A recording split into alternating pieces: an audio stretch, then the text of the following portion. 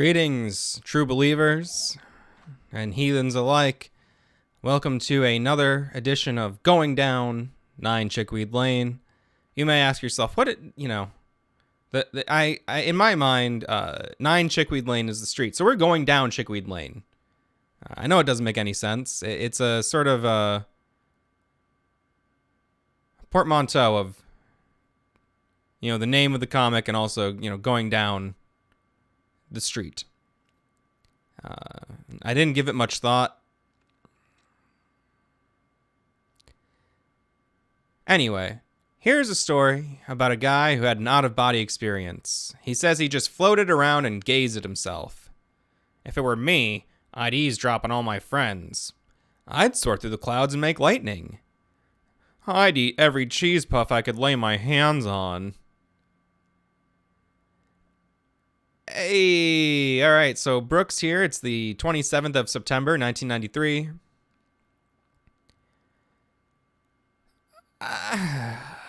It's funny. Again, I've mentioned this before, but in some strips, Etta looks like Sluggo. I think this is a very Sluggo-esque face.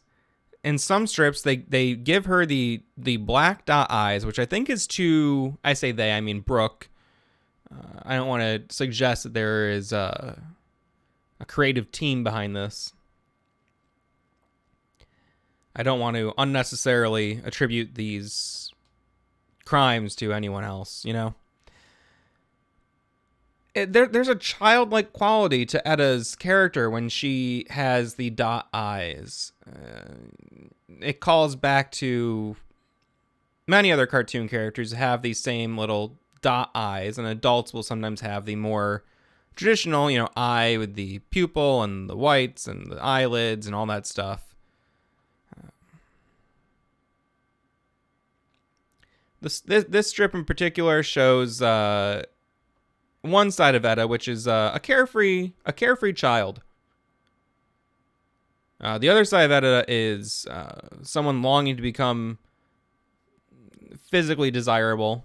And there's another side to Etta where she is a vindictive maniac.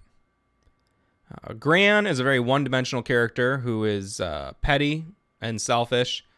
And Juliet is largely a one-dimensional character who is a pathetic mope, who also wants to be seen as physically attractive. Moving on. Some things to remember as you take over a girl's phys ed. Take attendance immediately upon the bell, and keep a second record of tardies and absentees for office files. And then insert your own Tarzan-esque yeah as Etta swings through panel 3, startling the new gym teacher, but the sister is completely unfazed. And never let them sense your terror. And you can see in panel 3, she is experiencing terror.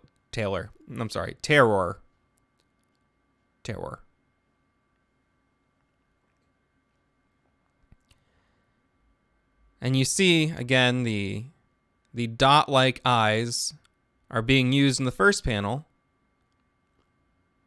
to communicate a sense of innocence.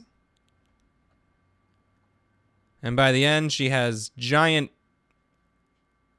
dotted eggs for eyes. Let us move on.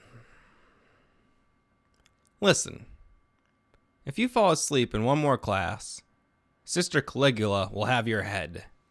Now, I will stop and say Sister Caligula is a callback to a earlier strip in which Etta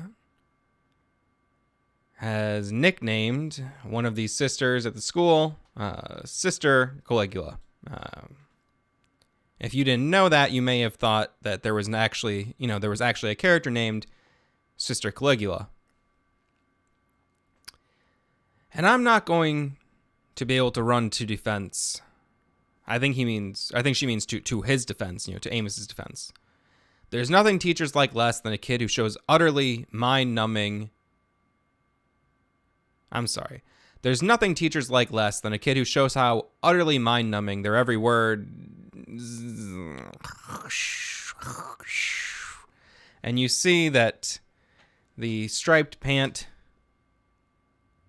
Amos has fallen asleep standing up and has leaned directly onto the shoulder of Etta.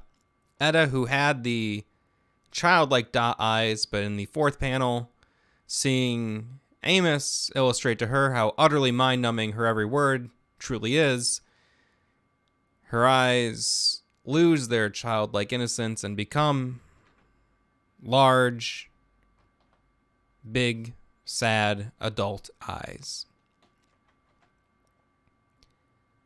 Moving forward to the 30th of September. What's with you, girl? I miss Daddy. Stop this nonsense right now. It's time for you to square your shoulders, straighten your back, and hold your head erect.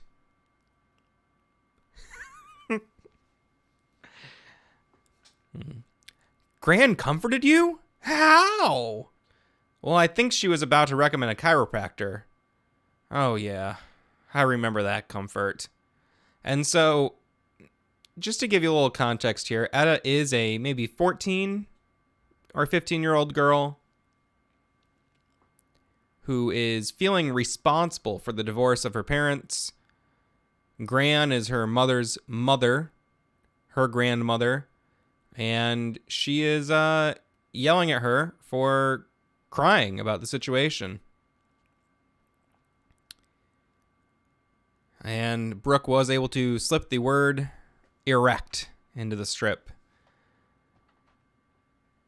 And we see here in the final panel that Juliet Berber is remembering the cycle of abuse that her mother subjected her to, and now this cycle of abuse is affecting Juliet's own daughter. And so it goes. It's a vicious cycle. Now, the stirring of these suspended particles is called Brownian motion. By that, we mean totally random movement in all directions, altered only by chance collisions.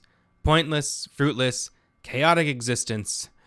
Meaningless, dreary, utterly beyond control, without even the slightest hope or redeeming quality.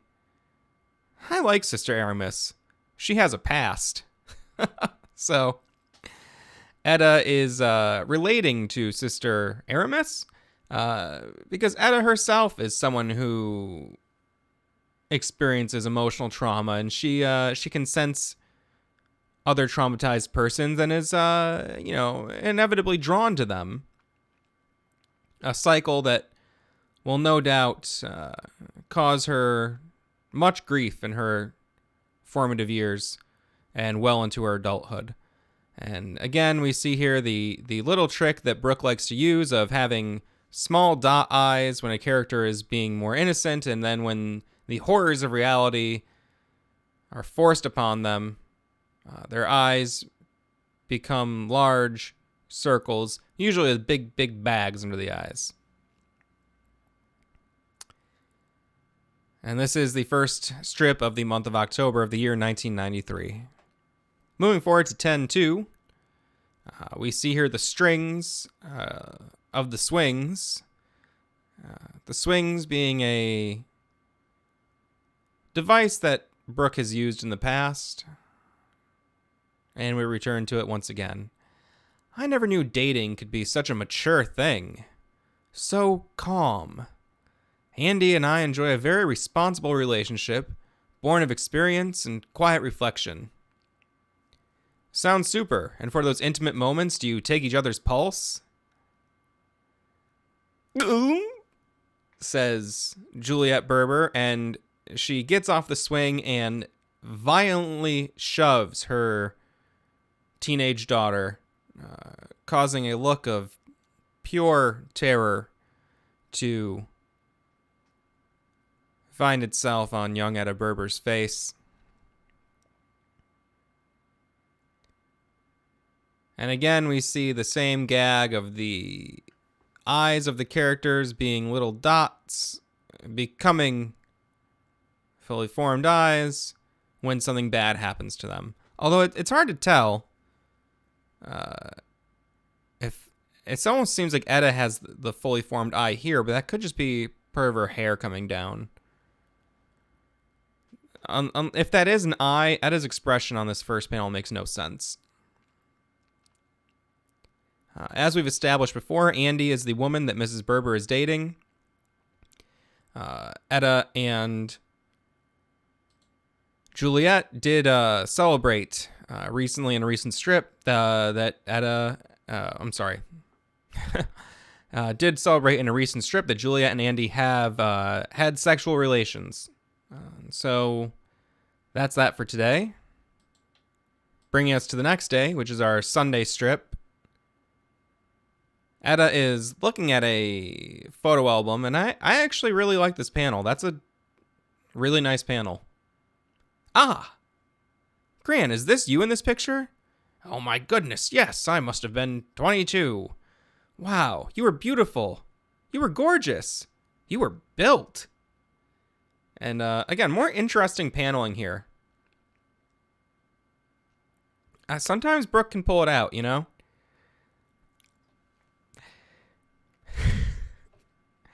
Gran looks at the picture and then looks at Etta. Good night, Gran. Happy birthday. And they genuinely share a hug, and Gran says, sniff. And Gran, for the first time ever in the strip, is showing an emotion other than anger or spite or misery. Let me see here. Juliet says, all I got her was a set of egg cozies. To which young Etta Berber gives a sly smile. This is a groundbreaking strip. In the past, when Etta has hugged her grandmother goodnight, Gran accused Etta of getting away with affection. But we see here, the way to a woman's heart is through flattery of her physical form, you know. Telling a woman she is good looking is always a surefire win in the 9 Chickweed Lane-averse. And I think that's a good stopping place here for this week's episode. Well, the episode of this week. You know, there's several episodes in a week in our existence, but in 9 Chickweed Lane, we're looking at the strips 1 week at a time. And yeah, if there's a woman in your life, go tell her that she's built. Goodbye.